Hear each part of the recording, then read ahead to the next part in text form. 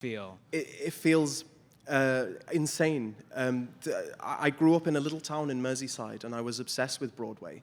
And you convince yourself that these things don't happen to people like you. You just do. It's too far away. Even geographically, it is too far away. So to have been here, to kind of like my dream place, and for it to be so wonderful, everybody to be so kind to me, and for them to say, hey, do you know what? What you did is worthy of the highest accolade that we can give, is the best thing that has ever happened. I'm so grateful. Congratulations. So my Nanny Joan was my grandmother, my maternal grandmother, and she was my favorite person in the whole world, and she was like my biggest supporter, and kind of is the reason that I decided to pursue acting. It made her so happy that I thought I'd better do it. And I have a terrible thing that when a good thing happens, sometimes I think, oh, what's the point? She's not here. This is the best possible thing that could happen, but my goodness, wouldn't it have been so much better if I could tell Nanny Joan that I have this in my hand? Yeah. Yes, the very first production of it that we did at this 80-seater theatre in London, I suddenly realized, oh wow, I have thrown every trick I have in my toolkit into this show.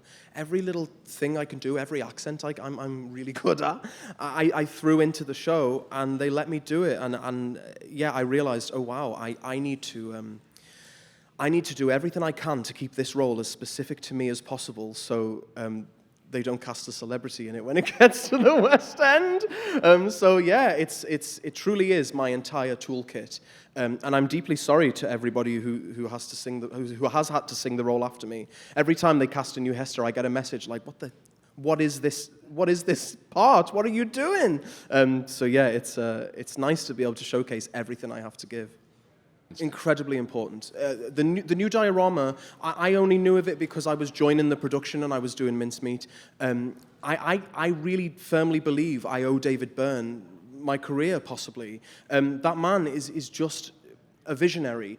I didn't have an agent when we did the first run of Mincemeat, and he personally advocated for me and called agencies in his free time to say, hey, there's this guy doing this thing and you've got to come and see him do it. Nobody came, but he still did that, and I'm so grateful for him for that. And the Southwark Playhouse, these places are like little schools for wayward girls, where you go and you figure out the show and you cut your teeth, and then producers are starting to pick up on that and give these shows bigger spaces and longer runs, and I'm so grateful for that. Long may it continue. I think London has a very, very good tradition and channel to be able to support new work, and it's become a bit of a trend, and I hope it stays trendy.